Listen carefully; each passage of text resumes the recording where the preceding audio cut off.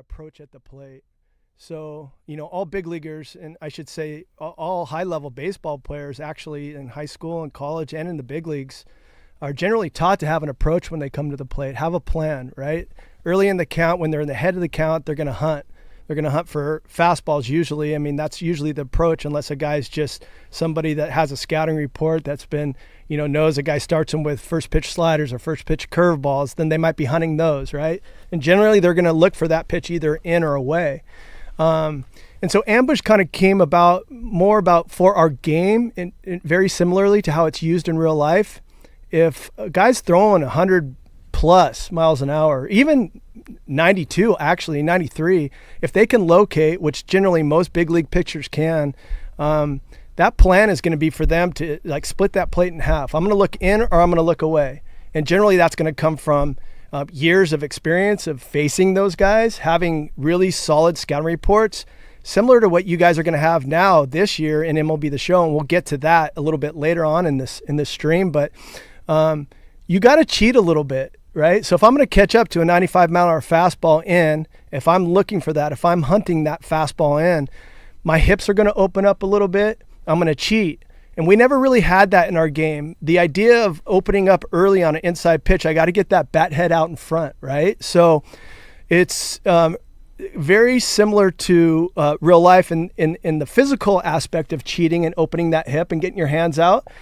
In the game, we're going to give you a little bit of a boost. That's why the PCI gets bigger, like you already saw, right? The PCI is going to get bigger on the half that you choose, and on the half you don't choose, it gets smaller. And so how that translates to real life is opening up those hips a little early if I'm going to pull a ball, or getting the weight more on the balls of my feet if I'm going to drive the ball the other way if I'm looking for it on the outer half of the plate.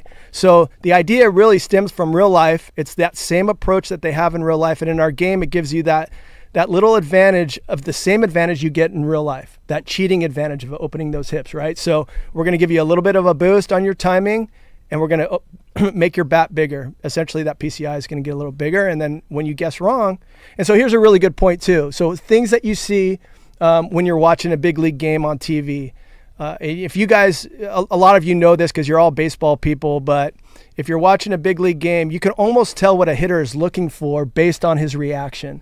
So let's just say a guy's up there 0-0 count and he's looking for a fastball in, and you're going to see him open his hips a little bit and start to cheat. If that fastball's thrown on the outer half of the plate for a strike, that pitch to him is going to look like it's probably 3 to 6 inches off the plate because he's looking in. And the same on the opposite side. If I'm looking for a fastball away and that guy busts me in on a fastball in the black, that pitch is going to look like it's 3 to 6 inches in.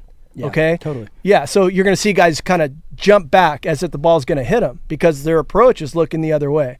So essentially it's the same thing in our game. So I know that people have kind of the way that we have our presets for our PCI, and you can sit in certain locations. It kind of starts there. You can do that if you're going to ambush. Personally, I like to use it when I'm ahead in the count. Yeah. For me, it's a strategic thing. So I use it very similar to the way I hit in real life and the way I think a lot of major league hitters hit in real life. So it sounds like, Gil, ambush hitting is completely optional, pitch by pitch by pitch. It is, and you'll see a little OSD below the strike zone that tells you can select the left side of the plate or the right side of the plate. You can go in the options for the clean screeners out there. You guys could turn that off because once you get the hang of it, you really don't need that up there anymore. And then you can actually, at the very last, you can do it all the way up to the pitch release. So you can go back and forth, and right before he releases the ball, you can be set on which side of the plate you want to be on. And if you, at the last second, don't want it, you can cancel it. Yeah, so this is just something that you guys are going to be able to use. You're going to have that approach just like MLB players have, kind of what Gil's saying here. And you can kind of pick your spots with it. Like you said, when you're ahead in the count, like I have a 3-1 count, and I think that fastball is coming up and in, I'm going to ambush it, and I'm going to try to make him pay. So it's going to be completely optional. Pick your spots. But it's just another way to kind of have that MLB approach while playing our game. It is. Well, sorry, the one thing I wanted to say too, I'm going to let Connor talk because I just interrupted. I'm sorry, Connor. I don't mind. I tend to do that, but I do want to bring this up before I forget. You can go to go on YouTube and just look up a very specific one. You got, I think it was Harold Reynolds was interviewing Freddie Freeman on his grand slam that he hit in the World Series. And he talks about hunting the pitch that he hit out. He was talking about getting, I think he was looking at the scouting report from Ohtani, and he was looking at how the lefty was throwing Ohtani so that he could have a plan when he stepped up to the plate, and he was getting cutters and sliders away.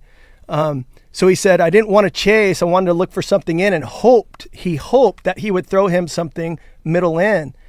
Well, sure enough, he got that pitch, right? So that's exactly what ambush hitting is, and that's exactly what Freddie Freeman did at that time at the plate, and they all do it, right? Yeah, I talk to big leaguers that come in here, and I love this. Throughout development, for the last 8 or 9 months, we've had different big leaguers come in here. Colin's had guys come in here. He comes and introduces them to us, and all the position players that come in, every single one of them, I talk to them about this new mechanic in the game. And half of those guys love playing our game. So they know how it translates from real life into our game. And so they're super excited about the feature. Yeah, and it's just going to be that layer, an extra layer of hitting and pitching, right? That song and dance you have with the guy throwing the ball. Totally. And Connor, why don't you talk about the pitching side of it too? Totally. Because this isn't just for hitters. Yeah, I think before we dive into the pitching side, Colin, if you don't mind, can you pull up the They can pay. It might just be a little harder to time it up if you are picking the wrong side of the plate, right? Just slightly on the timing side of things. It's really more of just the bat getting a little bit smaller. So, yeah, there is a penalty on the opposite side for sure. Yeah, I'm seeing tons of W's in the chat. We're so excited to get you guys this feature in 25. I think it's really going to change the way you play as a hitter and as a pitcher, like Connor mentioned. So, and to just address a question real quick that I have been seeing in chat, this is not the same as guest pitch, right, Gil Connor? The pitcher has no idea which side of the plate I'm ambushing. Yeah, we should correct that for sure. Make sure people totally understand it. Is nothing. It's similar in terms of like you're looking for a location. But one of the things, and I'll go back to what I said about choosing one half of the plate, you're not going to know whether the guy's throwing in that zone. The guess pitch feature actually will highlight, if you guess correctly, it'll highlight. You could do both. You could guess the location, you can guess the pitch type, and you get different feedback, but it's always going to tell you before it gets to the plate. And that's the arcadey style of it, right? So this is actually a real sim. This is you just essentially getting a little boost for things that you were kind of already doing before, maybe looking in or looking away, but you're getting that cheat. Yeah, and remember, this is completely optional. It's by pitch. Like if you like it one pitch, you can use it. You don't have to use it. You can always cancel out by clicking R3. Yeah. So tons of flexibility for hitters. You can use this to your advantage, or you can just continue to hit the way you like to hit before. Yeah, and the other thing that's cool is like I talk to people around the studio, guys that have been playing this for the last couple months since it's been finished, and everybody has like a totally different like kind of approach to the way that they do it. The guy that's sitting next to me here that's actually playing the game, Dre's Shout out Dre. Shout out Dre. Dre, what's your approach? What do you like to do?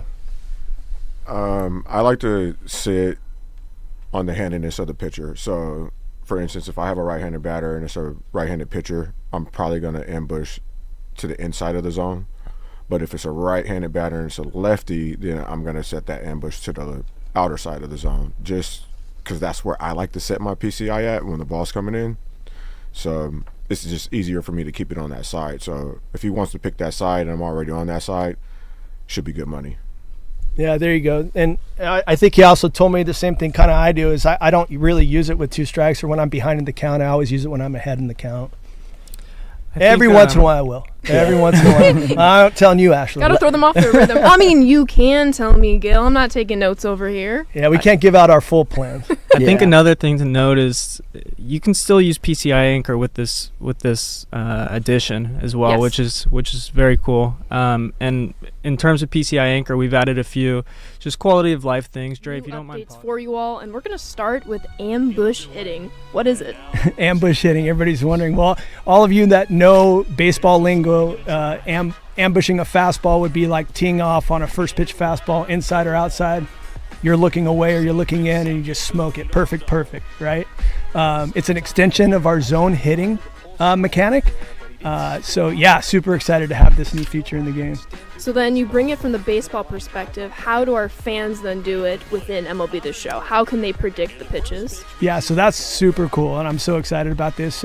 Obviously, we're all baseball people here, and having experience playing in real life, understanding what it's like to face a 95-mile-an-hour fastball, let alone 105-mile-an-hour nowadays, these guys in the big leagues, you got to have a plan when you come to the plate. These guys can't walk up to the plate look for a fastball in and look for a fastball away. You just can't do it. So especially when you're ahead in the count, ambush hitting gives you the ability to kind of attack and have your own little scouting report and plan based on how that pitcher's attacking you that day. So if I look for a fastball in, I move the right stick to the left if I'm a right-handed hitter, and I can jump on that inside fastball. And what it does is it gives you a little bit of an edge. It gives you like basically a bigger bat and a little better timing window, right? But if I guess wrong, it's going to shrink that PCI. So on the opposite side, probably shrinks it about 2 difficulties higher, and your timing slightly worse. But it doesn't mean you can't hit a mistake when you guess the wrong side. So just like in real life, Ashley, like if I'm looking away for a fastball and somebody hangs me a curveball, I can still move my PCI. It lights my eyes up and he hangs it. I can still hit a perfect. So it doesn't take anything away from you other than the size of your bat. No, that's perfect, Gil. It's great to see that prediction within the game. I mean, I know I've hung some curveballs for you. I can only imagine if you had ambush hitting at that time, what that could have resulted in. Yeah, you got payback coming to me. I know. Oh, I got you. But the cool thing is, too, is like I know for me, I use a PCI when I'm playing, and so I'm always leaning a little bit inside or leaning a little bit outside, but now I have that extra motivator with ambush hitting. That's going to reward me when I guess inside correctly. A pitch comes inside, boom, I demolish it. Or if a pitch is outside but I'm guessing inside, I still have time to make up that window. I was just going to say, on the pitching side of things, I think it's a game changer as well. You're not going to see in online play what your opponents, which way they're ambushing. So it's constantly going to be a cat and mouse game and a guess of, are they sitting inside on a sinker or what are they doing? And I think that's one of the coolest things is it's going to impact everything. And it's also an option that you can either opt in or not, right? And so essentially, like you were saying, you're already sitting with your PCI in if you're looking in, right? You're already sitting with your PCI out, or you're locking it in a position based on how you like to move the PCI or what feels most comfortable for you. So you can either opt in or not. And for me, playing this game, I like using it ahead in the count, right? So as long as I'm not behind in the count, then I'm using my ambush hitting. And, you know, if I'm looking inside and he throws it away, I just let it go. If I'm looking away, he throws it inside, I just let it go. I get to 2 strikes. I don't use it anymore. And now I'm just battling up there. Yeah, so I'm hearing, you know, you get to pick a side on the plate. You get to zero in. This is all optional. Remember that as a hitter. And that PCI is going to scale to your benefit, or it could actually hurt you if you pick the wrong side. And I can't wait to go through this in the live portion and we can kind of talk more about it. But it's definitely a huge... We have a whole new look at new infield reactions. And I'm talking jumps at ground balls. Chris Gill, talk me through some of this. Yeah, so we've had start transition animations for our outfielders for a few years now. One of the things that was that addition that we put in, it really opened up the offense. Yeah. So guys that were running down fly balls because of their perfect jumps all the time got a little frustrating. So we added in a scaling system based on how good you were, perfect jumps, bad jumps, and you could see the animations and directly relate that to whether the ball landed or didn't. This year, we added them for infielders. It's a little different, though. From a baseball perspective, you're not going to see these crazy jumps on ground balls. You don't see it. But in the footwork and how quickly they can react directly is correlated with their attributes. So the better the fielder is, the quicker they're going to start. And we are going to show you with an animation. It's very subtle. It's within hundreds of seconds, but it makes a big difference. It's the difference between a ground ball getting through the infield or a 99 diamond guy getting the best jump and going to field the ball. Yeah, and we have them in 3 different buckets, right? In terms of okay jumps, good jumps, and then the perfect jumps. So it really does depend. If you have those attributes that are higher, you're going to have a better chance at a perfect jump that's going to get you to the ball to throw the runner out. So like you're seeing on the screen right here, we're showing the exact same hit in the exact same location, but we are showing you 3 different start transitions, 3 different animations. One, you can see that he gets to the ball cleanly on his feet. The other one, you're seeing he's diving for the ball. And then the yellow one, I should have said the blue one, obviously he's getting there, standing up. The green one, he has to dive. And the yellow start transition, he can't even get to the ball. So that's the difference between the 3. Sounds like putting your squad together just got even more strategy involved, Connor. What kind of attributes should I be looking at when I'm putting my squad together?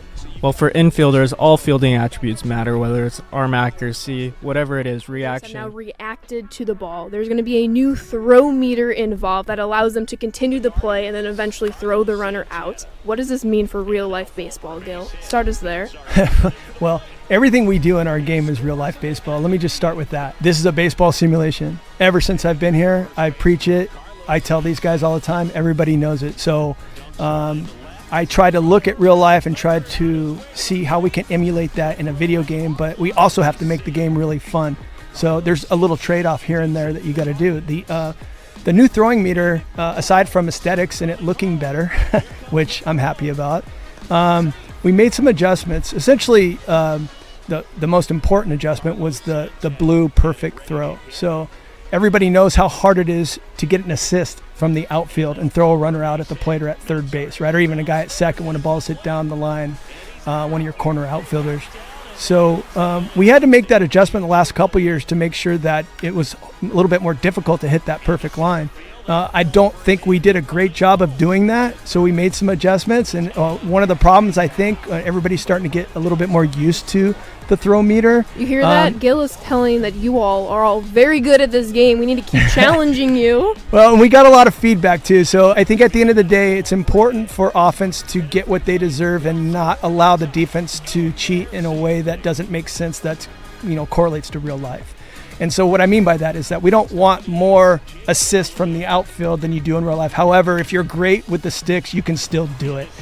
So we moved the perfect line, the blue, from, like you can see in these videos here, from the middle to the end, which is higher reward, higher risk. If I miss it, I could potentially, if I'm short, I can still be in the green, but if I miss it late, I'm going to be in the red and I'm going to throw wild or offline. So this just adds a little bit more incentive to potentially play it safe and not risk it too much. And you're also going to have a moving meter like we've always had. And just to make sure people understand, that meter will move based on how difficult that play is. And the difficulty of the play is not only in the infield, like running in the hole and trying to do a jump throw or up the middle or charging a ground ball. Those are also difficult plays, and you'll see that meter move. But in the outfield, it's long distance throws, right? So obviously, if you don't get behind the ball, if you're not in a good crow hop position, using the tag up meter, et cetera, et cetera. Yeah, so I'm hearing, more risk reward when it comes to the throw meter. We're going to move that perfect back to the end of the green, essentially. So if you do overshoot it, you're going to be throwing a bad throw, but you're just going to get even more reward when you actually execute it.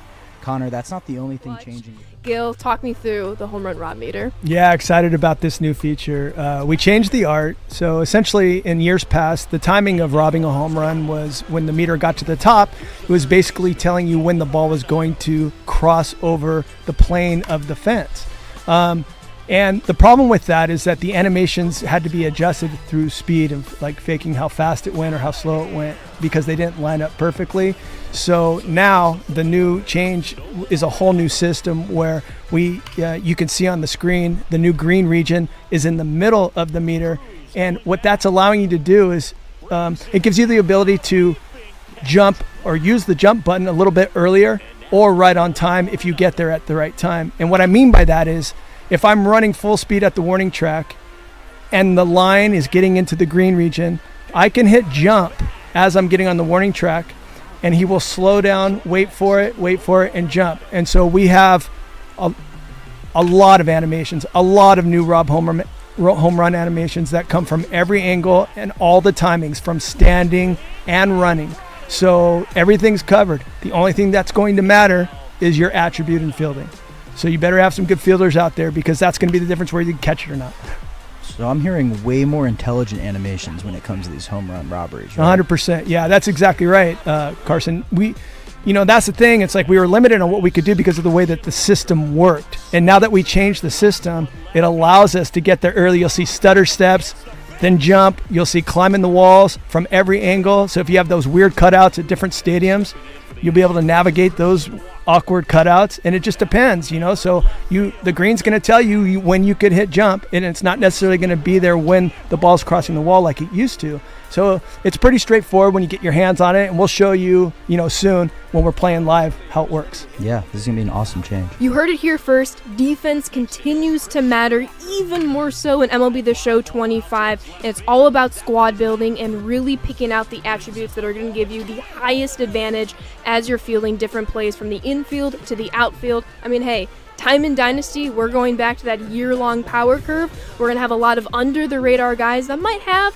bronze, silver hitting, but that defense, that gold, maybe some diamonds in the roughs that are going to have those higher attributes are going to be incredible to really flex out your Diamond Dynasty squad to make sure you're staying within the games. I mean, hey, Gil, who are you throwing out in the outfield when you play me next week in the Dev Tourney? All 99s, I hope. Whoa. But I'm telling you, you hit the point, and in terms of team building, and cards matter, whether you're playing first base and the pick attribute or your fielding attribute to see if you're picking the ball, if you're a middle infielder, your reaction time, outfielders start transitions, rob home runs.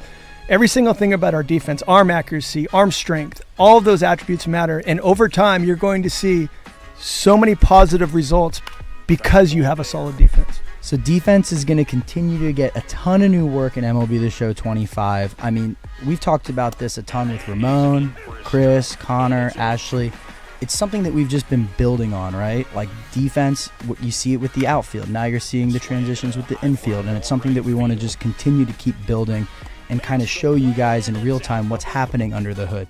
That goes a lot into this attribute exposure that users are going to see in 25. Connor, talk to me a little bit more about it. Yeah, in some of these videos you've probably seen diamond badges showing up under the feet, bronze badges showing up under the feet, blue, green, red, yellow arrows shooting out from the feet. Those are basically exposing a lot of these under the hood things that are constantly happening. They're often extremely, extremely subtle, but when we start tying colors from red to yellow to green to blue, and you start tying those specific actions that are happening in game to these sorts of things, it really starts to help you understand exactly what's going on and why these players are making the mistakes they're making or making the amazing plays. Yeah, it's all about just showing you guys what's happening, especially on the defensive end, because there's so much that can happen in terms of branching to an animation, in terms of executing it out.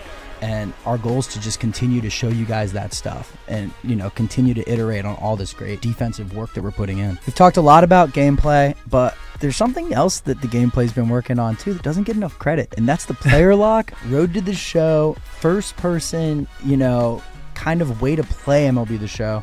And there's a lot of new additions here, Chris, starting with the first person cam on defense. Yeah, the first person cam is awesome. Some of these things I'm going to be talking to you about, I just want to make sure you understand all the stuff that we're putting into Road to the Show and Player Lock are going to be tied to the attributes as well. So the better you train your guy up in Road to the Show, the better you're going to be at doing all these things. The first person cam, it's really cool. I think it's one of my new favorite additions, only because it's just like being able to play from this first person perspective and seeing the ball come down and land. You can see in these videos that we're showing you here. It's awesome. So the cool thing is it's not an option in the menus. It's an option literally on your screen that you can go in or out of at any time. So literally in the middle of a play, I can start in third person. As I'm going to chase a fly ball, I can go into first person, and then vice versa. Super cool. I can confirm. I turned 2 as second baseman in the first person cam, and it felt like I was literally in the big dirt. leagues? Yeah, you thought you were in the big leagues? No, I think it was in the minors, but that's okay. Still solid. Yeah, it is solid.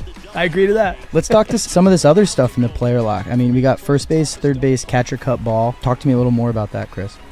Yeah, so the first base, third base, and catcher cut ball feature, they're two separate features. So one is for if you're playing the corner position, you're going to be responsible for lining up throws from the outfield. So depending on impact plays and how many you get, so we try to really go into Road to the Show and Player Lock, and very specifically not give you the same plays over and over again, right? So it's important for us to have a variety of different plays for every single position.